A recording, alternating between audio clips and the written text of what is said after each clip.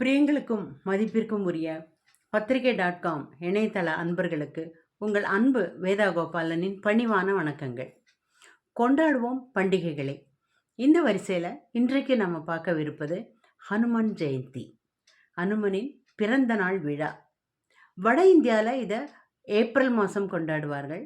ஆனால் நம்மளுடைய தென்னிந்தியாவில் குறிப்பாக தமிழ்நாட்டில் நம்ம கொண்டாடுறது இதை மார்கழி மாதம் மூல நட்சத்திரமும் அமாவாசையும் பல நாட்களில் அமாவாசை சேர்ந்து வரும். சில சமயம் மார்கழி மூலம் சேர்ந்தாலே அன்றைக்கு ஹனுமான் ஜெயந்தி கொண்டாடுவோம். இது இந்த வருடம் நம்முடைய தென்னாட்டில் ஜனவரி 11ஆம் தேதி, அதாவது மார்கழி 26ஆம் தேதி கொண்டாடப்படவிருக்கிறது. ஹனுமாரை பற்றி உங்களுக்கெல்லாம் நான் சொல்லவே வேண்டாம்.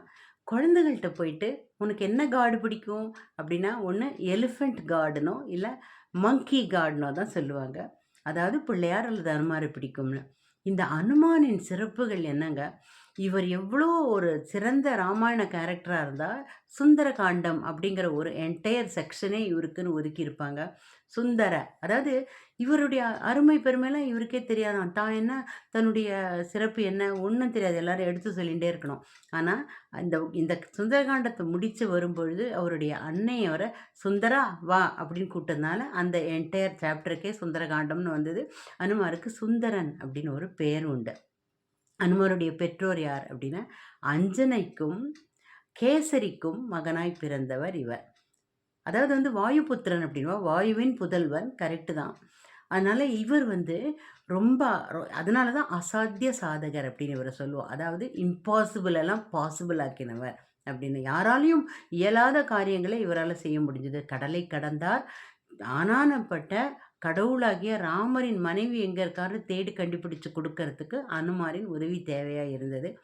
கடலை எப்படிப்பட்ட ராட்சசர்கள்லாம் கடலை கடந்து போனோடனே அவர் என்ன தெரியுமா சொன்னாராம், நான் மட்டும்தான் இப்படிலாம் வருவேன்னு நினைக்காதீங்க. அதாவது இவர் போகிற நேரத்தில் சீதை தன்னுடைய தலைமுடியால் அந்த சிம்சுபா மரத்தில், நம்ம அசோக மரம் சொல்கிறோம் இல்லையா, அந்த இடத்துல அந்த மரத்தில் தன்னுடைய முடியால் தானே தூக்கு போட்டுன்னு சாகிறதுக்கு இருந்தாங்க.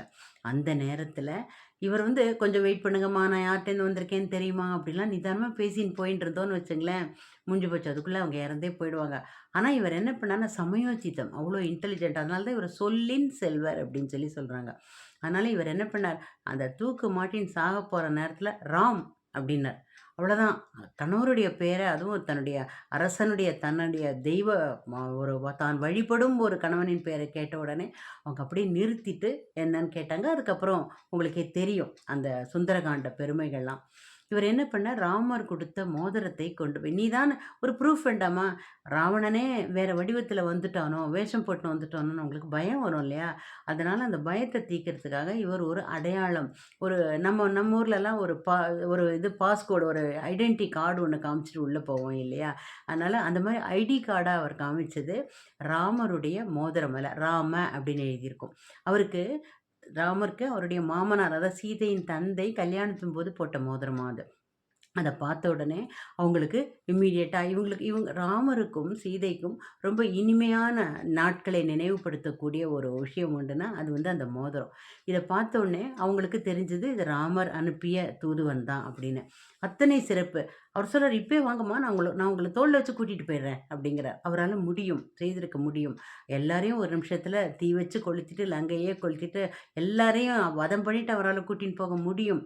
ஆனாலும் அந்த சீதை என்ன சொன்னாங்கனாக்கா, என்னுடைய தலைவனுக்கு அது பெருமை இல்லை, அவரே கூட்டிகிட்டு போனாதான் அது பெருமை, அதனால் வேண்டாம் அப்படின்னு சொல்கிறாங்க. இவர் இந்த தகவலை உன் ஒய்ஃபை நான் பார்த்துட்டேன் அப்படின்னு கணவர்கிட்ட சொல்லிச்சு, அதாவது ராமர்கிட்ட சொல்லிச்சு.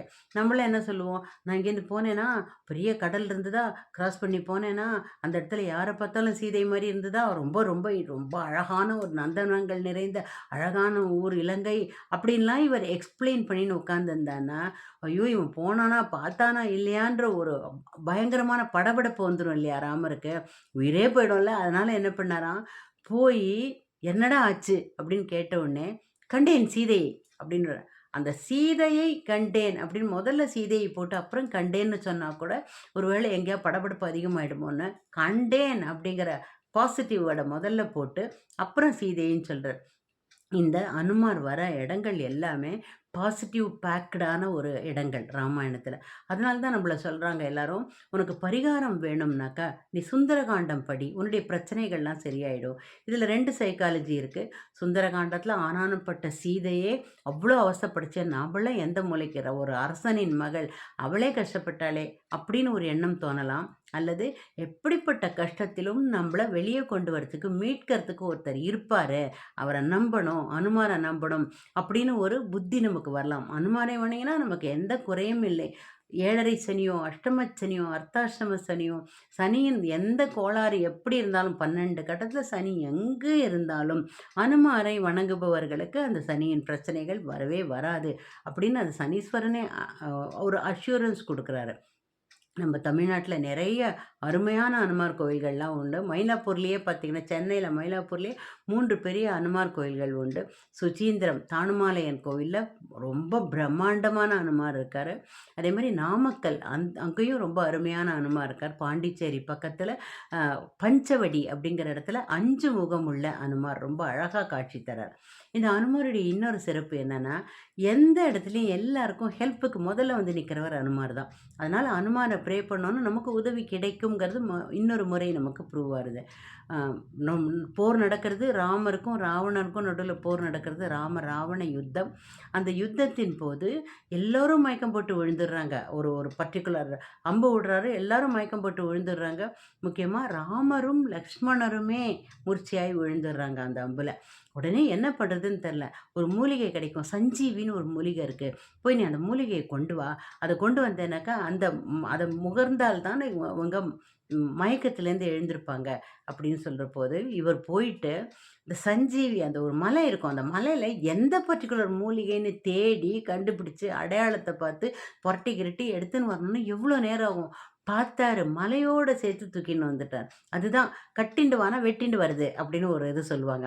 மூலிகை எடுத்து கட்டி கொண்டு வா. அப்ப ஒரு பழமொழி கேட்டிருக்கீங்களா? "கட்டிண்டு வா" அப்படின்னா வெட்டிண்டு வருது அப்படின்னு. இதுதான். "நீ ஒரு மூலிகை எடுத்து அத ஒரு கட்டா கட்டி கொண்டு வா" அப்படின்றபோது, இவர் மலையே வெட்டி எடுத்துன்னு வந்துட்டார்ல.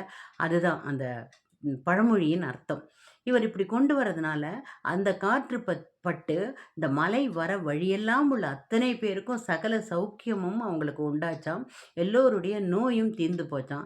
இங்கே வந்து இந்த மூலிகையை வச்சு மயங்கி விழுந்தவர்களையும் எழுப்பினார். அதனால நமக்கு எப்படிப்பட்ட எந்த நோய் இருந்தாலும் அனுமார பிரார்த்தனை பண்ணினோம்னா, நம்மளுடைய நோயெல்லாம் முழுக்க முழுக்க காணாமல் போயிடும் அப்படின்னு ஒரு ஐதீகம் இருக்கு. நம்மலாம் நினச்சுட்டு இருக்கோம், வெறும் 5 அறிவு தான் குரங்குகளுக்கு.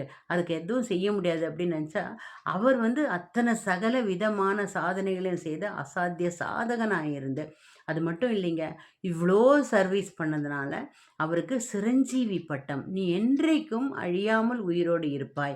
என்றைக்குமே நீ சிரஞ்சீவினா யுகங்கள் தோறும் யுகங்கள் தோறும் அவர் இருப்பார்." நமக்கு மட்டும் தான் அவருடைய உருவம் எங்க இருக்குன்னு தெரியாதே தவிர, எங்கேயோ ஒரு இடத்துல இன்றைக்கும் அவர் வாழ்ந்து கொண்டிருக்கார். நமக்கு தான் அது தெரியாது. ஒரு சாதாரண குரங்கின் வடிவத்தில் கூட இருக்கலாம். அதனால தான் இப்போலாம் இப்போ கூட பார்த்தீங்கன்னா, நார்த் இந்தியாலலாம் பார்த்தீங்கன்னா, ஒரு சாதாரண குரங்கை பார்த்தா கூட அவங்க உடனே பஜ்ரங் பலி அப்படின்னு, அதான் பஜ்ரங் அவருடைய இன்னொரு பெயர்.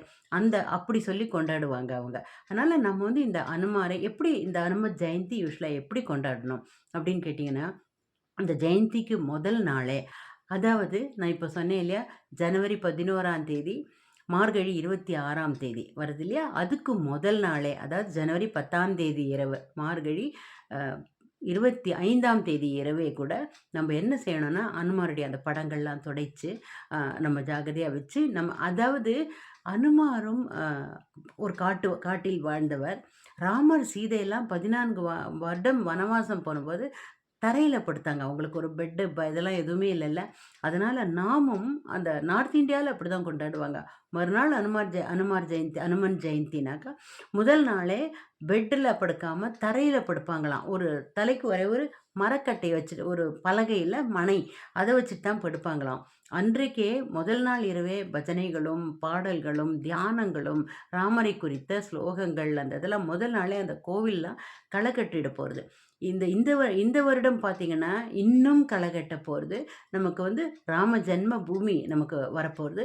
அதனால அந்த ஒரு சந்தோஷமும் நமக்கு எதிர்வர காத்திருக்கிறதுனால, இந்த வருடம் இந்த அனுமான் ஜெயந்தி இன்னும் கோலாகலமாக, இன்னும் விமர்சையாக, இன்னும் சந்தோஷத்துடன் நம்ம எல்லோரும் கொண்டாட போறோம். உங்களுக்கும் அனுமான் ஜெயந்தி வாழ்த்துகள்.